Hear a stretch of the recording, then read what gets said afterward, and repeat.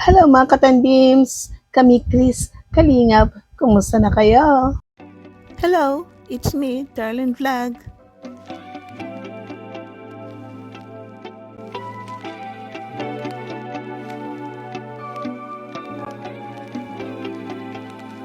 So bago tayo mag-reaction, i-shoutout mo natin si Kuya Val, si Ate Eda Vlog, si Kalingap Rab, ang mga kasama natin dito sa Team Kalingap ng mga reactors, mga charity vloggers, mga ambassador deputy. Shoutout po sa inyo lahat.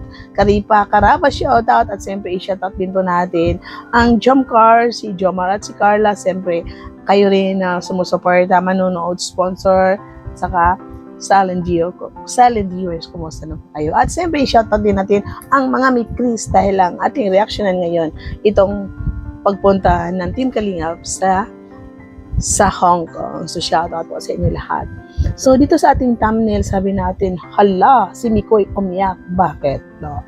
So, dito tayo focus sa yung bang pangarap ng mga bata. No? Hindi tayo sa kiligan kasi baka mamaya may makaano sa atin kasi alam niyo na, di ba, bata pa, gano'n. So, alam po natin na itong dalawa is tandem, pero ginagawa nila ang lahat para pakiligin ang mga supporters kasi may mga iba talaga na mga supporters na stress reliever nila ang tandem or love team ng Kalingap na instead na manood sila ng ABCD, ang pinapanood nila itong mga serye sa Kalingap. So itong Mick Chris, no, na nakita natin na yung mga dawi sila umawit, mga sagutan nila sa kanilang mga lines, dawi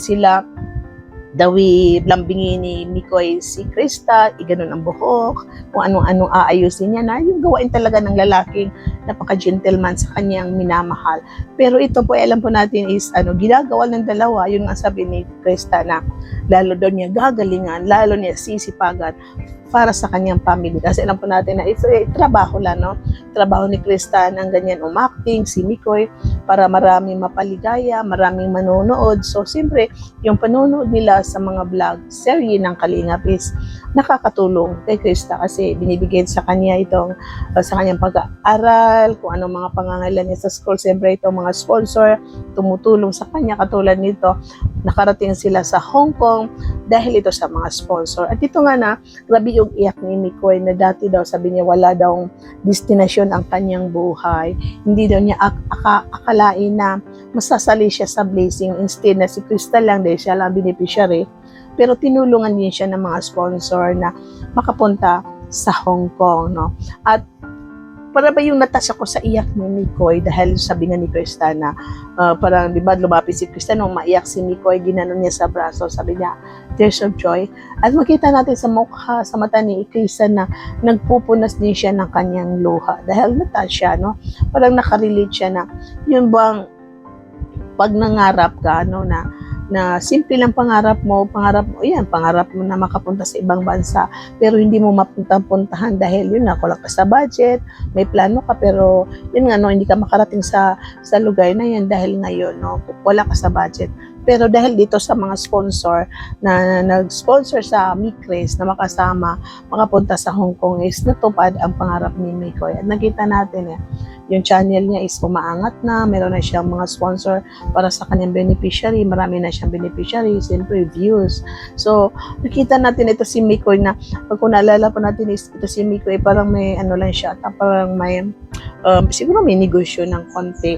Tapos, itong niya ba yung, para ba siyang may movies sila sa Facebook kasi dati may nakita ko rin acting-actingan nila na so yung nakaka-income. So dito sa pagpasok ni Mikoy, kasi sabi niya no na hindi daw niya akalain na yun, gusto niya makapasok sa Kalingap ito kay Rab na parang lang ba makatulong, pero hindi niya akalain na maitambal siya kay Krista at yung gumawa ng serye. Kung naalala po ninyo yung first vlog sa kanila, yung first nilang awitan, yung ba una di ba nakita lang sila doon sa Pigiri. Pangalawa is yung nga parang may awitan, maraming natuwa kasi para bang music studio nga, sabi ko nga parang music studio itong Mikres na sagutan, no, na parang nagliligawan sa pamamagitan ng awit, no? Pero yun nga po, no, maraming basher din na hindi sang-ayon kasi alam po natin si Krista is magsi-16 pa lang siya ngayong taon. So, siyempre, may naririnig tayo kay Krista nga 2 taon, 3 taon pa, di ba po? So, siyempre, nasasabi ni Krista yan siguro na Ay, 2 taon ba, 3 taon? Kasi siyempre, parang bang meron siyang maisagot, no? Kasi alam po natin na kahit content lang yan, napakagaling ni Krista sumabay, no? Napakagaling ni Krista sumabay sa pag-uusap nila ni Mikoy na hindi lang siya kailangan turuan na itong sasabihin mo, patiga-tingala siya sa langit. No, dito sa pagpunta nila sa Hong Kong, napansin ko is mature si Krista pa sa kanyang pananalita, daw siya mangarap. Sabi nga ni Mikoy na dito sa Hong Kong, mas lalo kitang nakilala. So ako rin sa panonood ko ng vlog na to is, nakita ko na malayo mararating ni Krista dahil may pangarap siya, no? May pangarap siya sa kanyang family, hindi rin sa sarili niya. So para ito rin si Carla, no, na may pangarap din na maipasyal ang magulang niya sa ibang bansa. So ito si Krista, may pangarap din siya na maipasyal niya ang kanyang magulang sa ibang bansa. At ito nga, napakaswerte din ng nanay ni Krista dahil yun nga, sinama siya kasi hindi papayag ang DSWD na walang makakasama na guardian. So siya po, no, maswerte ang nanay ni Krista dahil yun nga, no, may mga sponsor na nag-sponsor kay Krista para makasama sa Hong Kong ang nanay ni Krista. Kasi kung walang nag-sponsor, maiiwan si Krista, hindi siya makasama. Pero nakakatuwa po. So ito nga pangarap, sabi nga ni Mikoy na baka may mga susunod pa na biyahe ang ni Chris, no, ang Kalingap. So hindi po natin alam, baka alam po natin na may mga bigati din na sponsor itong Nick Chris, na baka may balak din sila na papuntahin ang Nick Chris din sa Singapore, like sa Thailand or sa ibang bansa, no? Yan nga po. So katulad din ng Jumper na meron din nagmamahal sa kanila. So wala po tayong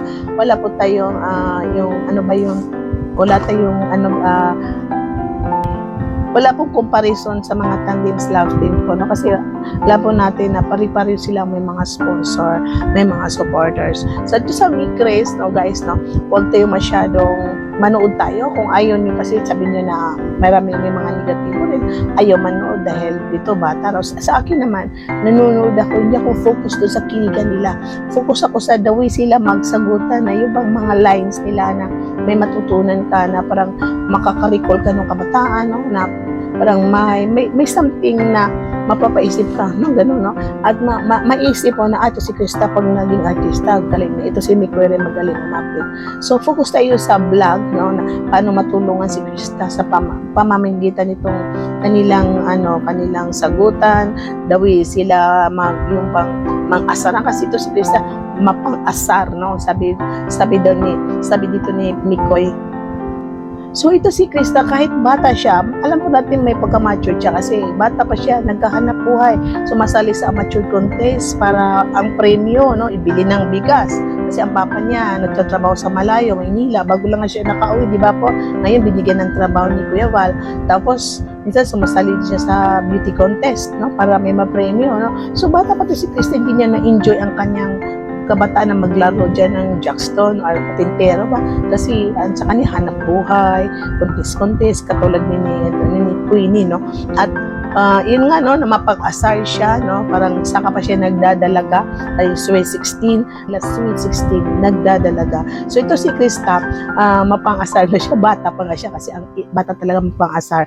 Sabi nga ni Mikoy na, sabi niya, hindi ako mapapagod na unawain ka, hindi ako mapapagod na intindihin ka. So hindi to sa pagmamahal, no? Kasi ito si Krista na mapang-asar, hindi ako mapapagod na iniintindi ka kasi inaasar mo ko lagi, o kung ano ba, no? So natatawa po tayo. So tayo hindi tayo focus po sa kiligan, no? Focus tayo sa tandem nila, na paano sila tumulong sa isa't isa. Tinutulungan ni Mikoy si Krista para gumaling ng acting, na maraming ma-inspired sa mga OFW. Ito naman si Krista, tinutulungan niya si Mikoy para yan makatulong din sa kanyang channel, makatulong sa kanilang dalawa, para yun, no, makatulong sa bawat isa ang dalawa. So doon po tayo focus, no.